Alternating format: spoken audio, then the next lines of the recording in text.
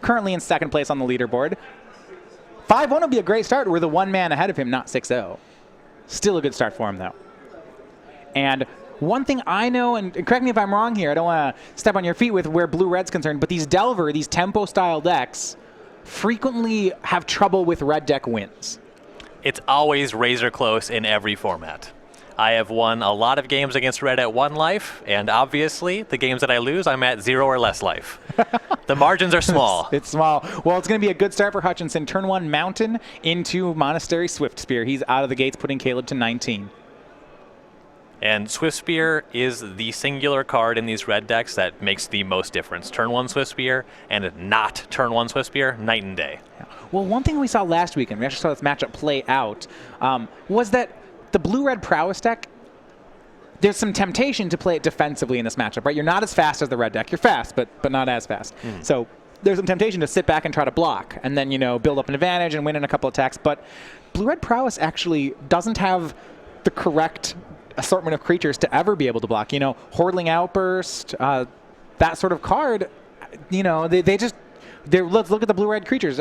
Monastery Swift Spear, Abbot of Carol Keep, Jace Vryn's Prodigy. They just don't block well. Yeah, and on the topic of Storm Chaser Mage, it is a very good blocker. Your deck is not well built to play that role. We have 4 main deck Titan Strength, and Caleb has 2 Teamer Battle Rage. Using these cards defensively, far from ideal. Well, if Caleb's going to try to race, this is a nightmare for him. Turn 2 for William Hutchinson is a second Swift Spear. He immediately Titan Strengths one of the Swift Spears. So that's 7 damage here on turn 2. Caleb will be down to 12 before he even takes his second turn. That Titan Strength right there was a Lava Axe that let Hutchinson scry.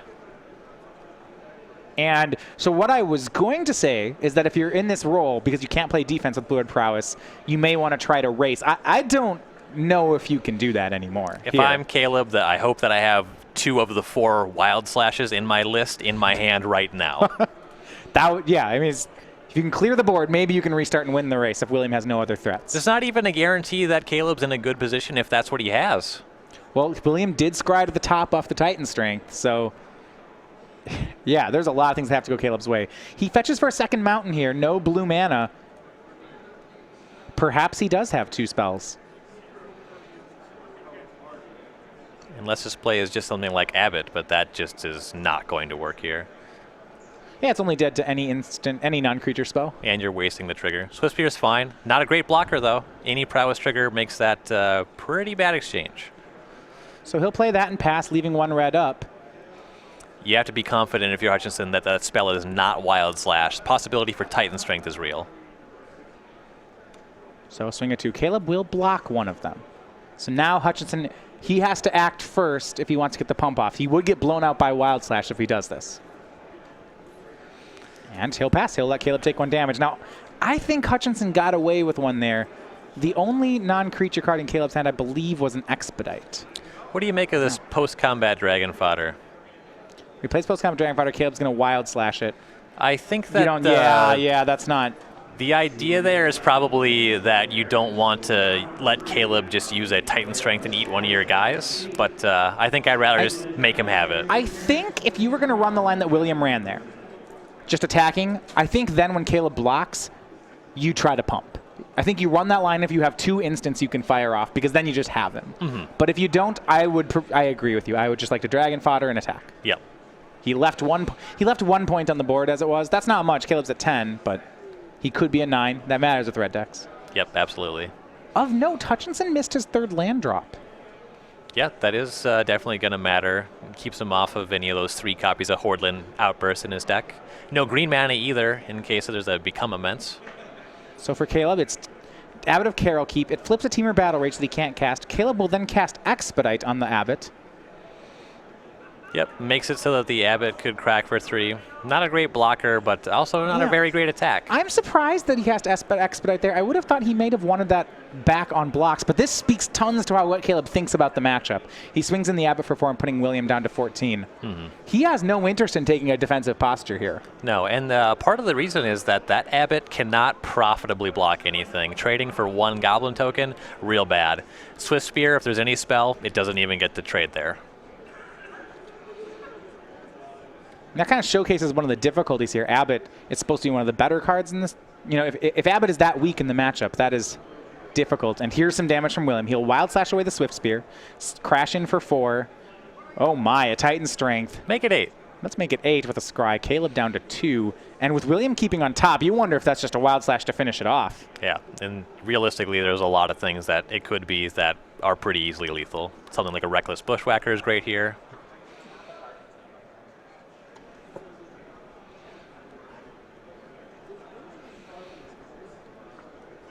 Caleb picked up a Storm Chaser Mage, it looks like.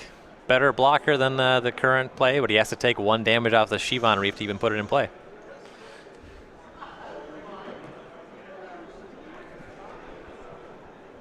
Expedite on Abbott.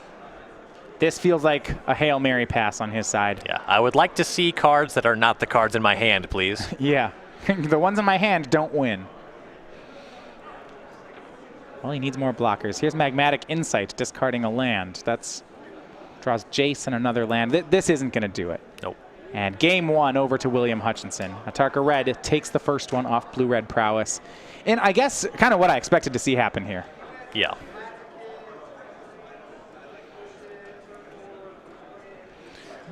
Quick affair there. So we're going to go ahead and look at the sideboards for Blue-Red Prowess. That's, to me, the difficult one. Structurally, it just seems like this is a tough matchup for him. His cards aren't the right cards to win it. So I expect him to have a sizable sideboard for it. So when we walk through it, we have Duress, Fiery Impulse, Boiling Earth, Exquisite Firecraft, Pia and Kieran Nalar, Painful Truths, and Murderous Cut. Which of those do you like here?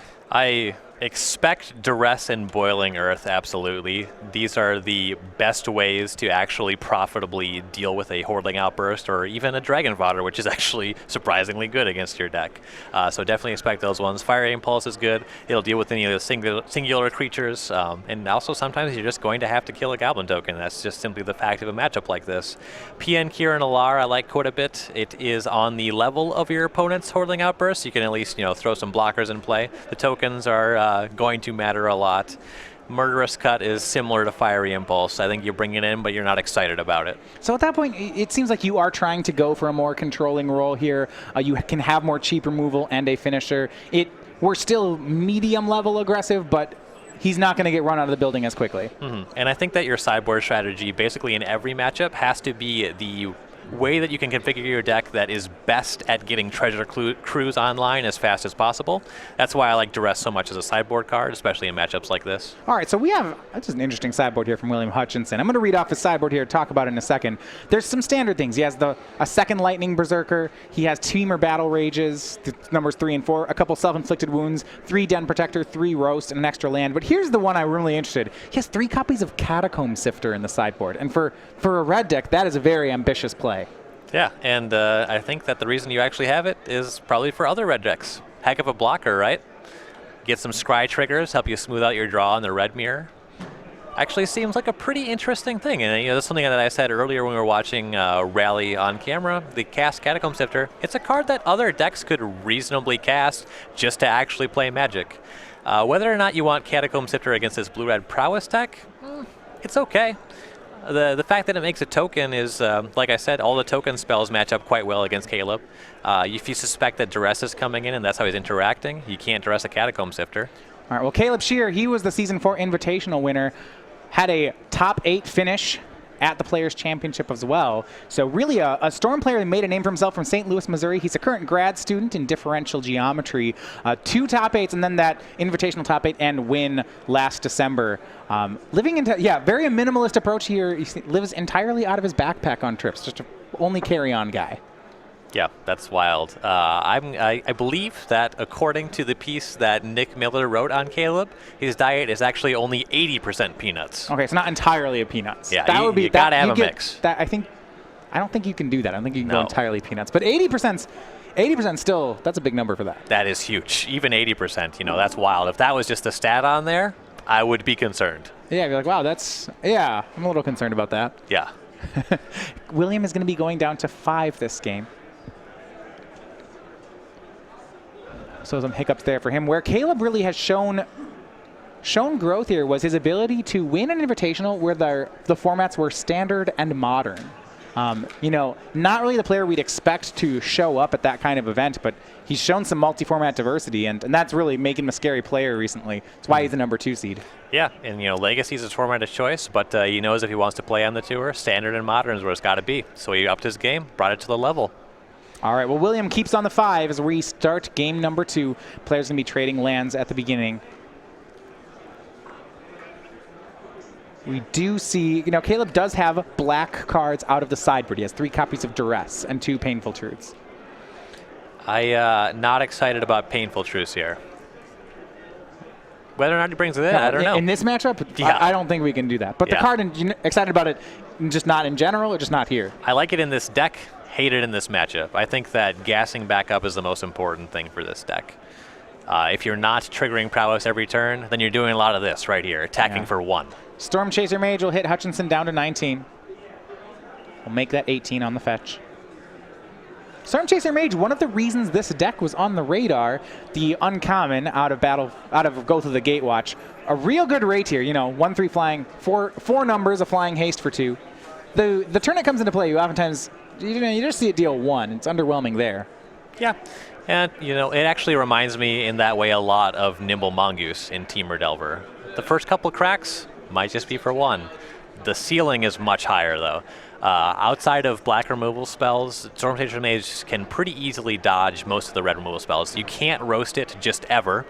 A Wild Slash is not going to tag it, and you have to be a Spellmaster to even try with a Fiery Impulse. So interesting play here by William Hutchinson. Plays a second land and then casts Abbot of Carol Keep. There's no spell he can actually do anything with at that point. He exiled a Wild Slash.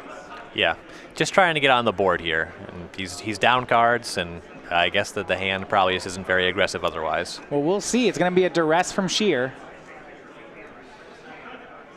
And it looks like it was land 3, Wild Slash, Fiery Impulse, Fiery Impulse. And that one does explain it. If your hand's all removal, you don't have the luxury of not playing a creature. Just got to get something going. And it's going to take at least 2 of those spells to deal with this Storm Chaser Mage. Interesting choice here by Caleb as to which one he wants to take. Fiery Impulse could, in theory, take care of the Storm Chaser Mage, but he'll just take away the Wild Slash. That's the one that can go upstairs. Yeah, I think that I would have taken a Fiery Impulse, but it is a pretty minor decision. And as it is, Fiery Impulse will take care of the Abbot. Storm Chaser Mage hits in for 3 thanks to 2 prowess triggers. And more importantly, William has no board and nowhere near dealing 19 damage. It occurs to me that the fact that we are taking the only spell that can go to our dome, it suggests the possibility that Caleb has brought in Painful Truths. Okay. It would give you the freedom to cast Painful Truths. Mm-hmm. I don't know if he has on his hand. He does have a copy of Abbot of Carol Keep in his hand, which in this matchup is almost as good as, it's probably better than a Painful Truths. Yes. Doesn't do any damage to you. Kind of draws a card. Yeah, I mean, if you have enough mana, it draws you a card. Mm-hmm. Like we saw in game 1, not much of a blocker, but you have to attack to win, so it's a fine attacker. For a second there, I think Hutchinson had to consider double kill spelling the Storm Chaser Mage, but that's too terrible of a play. Yeah. Not clear that he has better options, but I agree it's bad.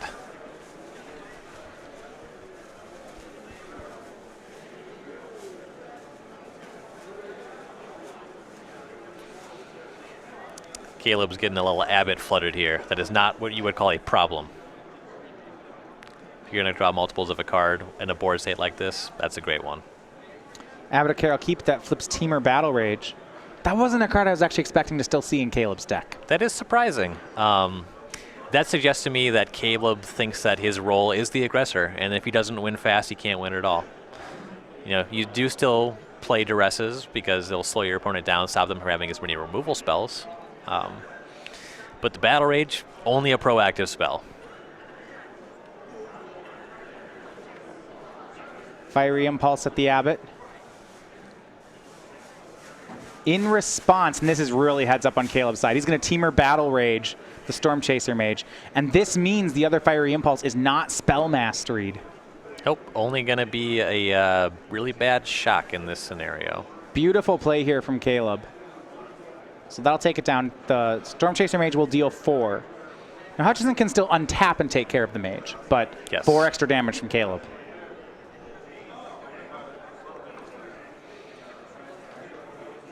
Looks like Hutchinson picked up a Zergo Bell Striker.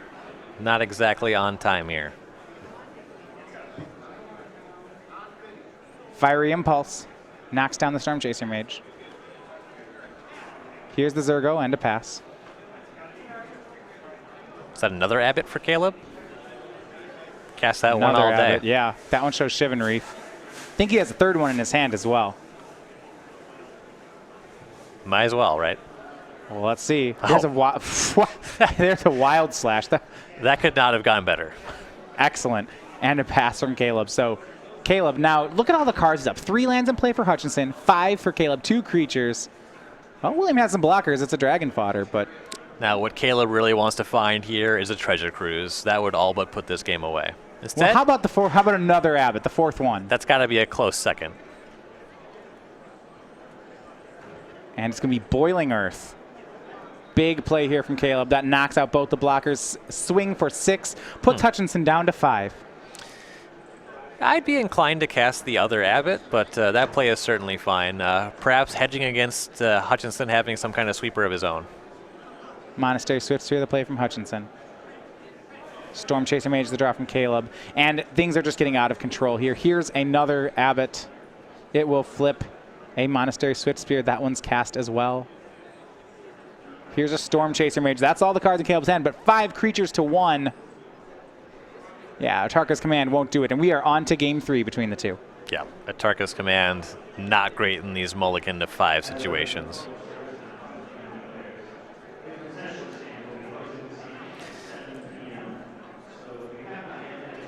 Plenty of time left for these two players to finish the game. Doesn't look like either of them's reaching back for the sideboard. They seem pretty happy with what they've done. Yeah, so I mean, so interesting. We're still seeing the copies of Temur Battle Rage in Caleb's deck. He's gotten away from Boiling Earth and Fiery Impulse. That much as I would expect. So what are the cuts then for that? If we're still keeping in Battle Rages, I mean, we didn't see any Jace's post board. Yeah, he has 2 copies of main deck. Clutch of Currents, that one probably came out. Botsing a token, not great. Slip Through Space is pretty medium here. It's a cantrip that has to target a creature. Expedite's kind of the same story. You might just have to keep some numbers of those in just to be able to trigger prowess. Yeah, so in that case, you'd want the instant, I would think, because it's a little more flexible if you have to play defense in a pinch. Mm-hmm. Still not, I can't imagine what you prefer to be doing. Quick 7s dealt out for both players. Both of these red decks not wanting to waste time. Now, Hutchinson did drop game 2. Remember, he was on a multi 5 in that one. On the play, keeping a 7, you have to like Atarka Red's odds. Yeah, but it doesn't look like Hutchinson likes his hand. Oh, he's keeping it. And we'll see if Caleb keeps as well. And that's going to be a no. So this time it's Caleb down to 6. Yeah, to keep a hand for the blue-red prowess deck against Atarka Red, it just has to be interactive, particularly on the draw. Casting a Storm Chaser Mage on turn 2 is extremely unexciting. You're really looking for some of those Wild Slashes, or a turn 1 Duress would be great. Does Caleb actually have a basic Swamp, now that I think about it? Doesn't look like there's actually a basic swamp anywhere in the list. So on the draw, Dragon Fodder actually is very good for Hutchinson when he's on the play with Dragon Fodder. And Caleb could only possibly cast Duress on turn 2, which means he's doing nothing else. And then that really means you have a good window for Hordeling Outburst. So this is Caleb's turn to mulligan to 5, which despite Hutchinson not liking his hand, I think that the odds are going to be pretty heavily in his favor. Well, there's a chance if Hutchinson kept a borderline keep and it splits the wrong way, then Caleb won't be punished for this multi 5. Yeah, if this is like a 1-land hand or a 6-land hand. And then it breaks the wrong way, you know, a 6-land hand that draws a few lands. Yep. Caleb has kept on 5. Looks like he does have turn 2 Storm Chaser Mage available to him, so there's some upside here. Yep. And it'll be 2 Bloodstained Mires. The first one played there. First play will be Hutchinson's. And it's Monastery Swiftspear and a tap land. Caleb down to 19. And we'll make that 18 with the fetch. Yeah, these tap lands could be part of the reservation on Hutchinson's part. Just the fact that he's not getting on the board very quickly. turn 2 Swift Spear or no other action is not super exciting. Still a great card, but...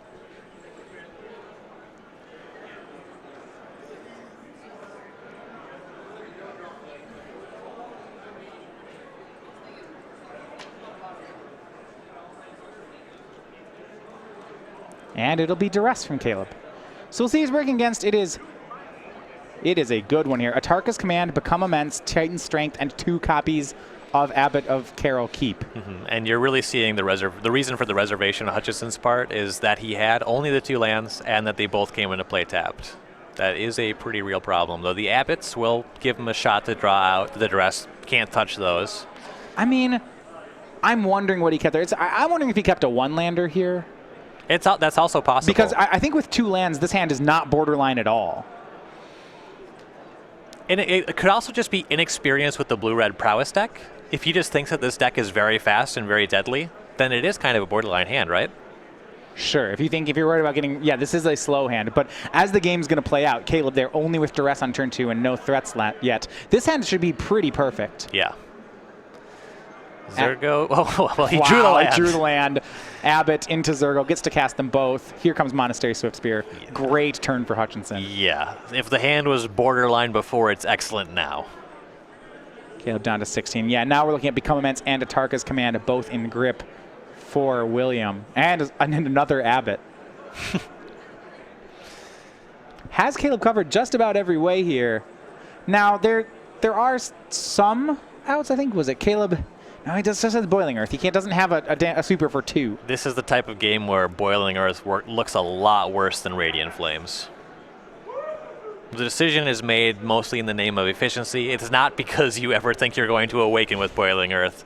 It's because just the 2 mana is more... Well, it's more efficient than the 3 mana. Also, the 3 mana spell can kill your own creatures. Yeah, I was wondering that, because Boiling Earth is one-sided when it works. Mm-hmm.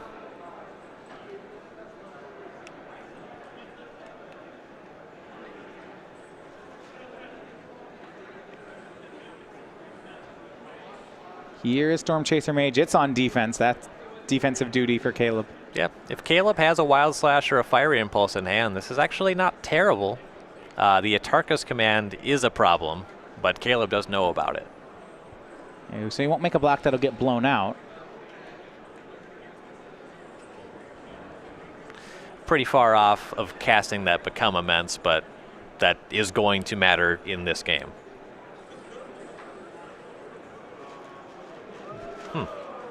Main phase of Atarka's Command. Perhaps playing around, throwing away a creature in case of this trick here. I like this, actually. As if there's going to be a response, he wants to know what it is. Yeah. Wild Slash will go toward Monastery Swift Spear. Well, Hutchinson, does he have another red spell?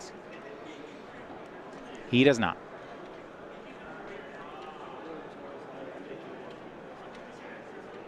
Modes were pump the team and deal 3.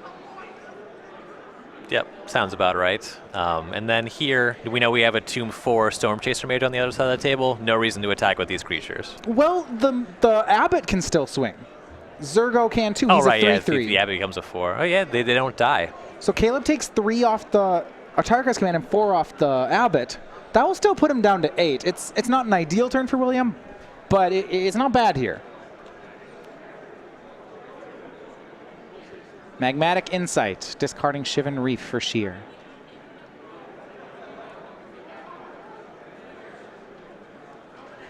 That's another duress.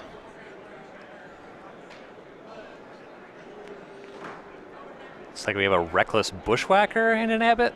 Wow. It's a good mix. That could do some damage. Duress is going to have to take the Become Immense. Abbot and Reckless Bushwhacker, that's more than enough damage. Here's land 4 from Caleb. He'll go to 7. He may tap out for that last card in his hand. We'll get a chance to see what it is here.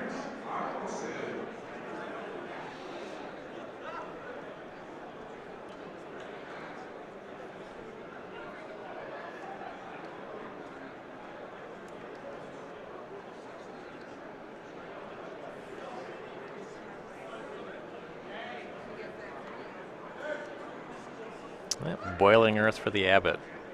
It's fine. Not very good, though. Well, I think once Caleb sees William's hand, he's realized that he just has to make this play. Yeah, he is in trouble. He's on 7, so just letting that creature hang out when he has a spell that can kill it. Well, he would be dead to a land drop if he didn't do that. William plays, if William just plays Abbott, plays Bushwhacker. Yeah, the Bushwhacker would give the Abbott haste.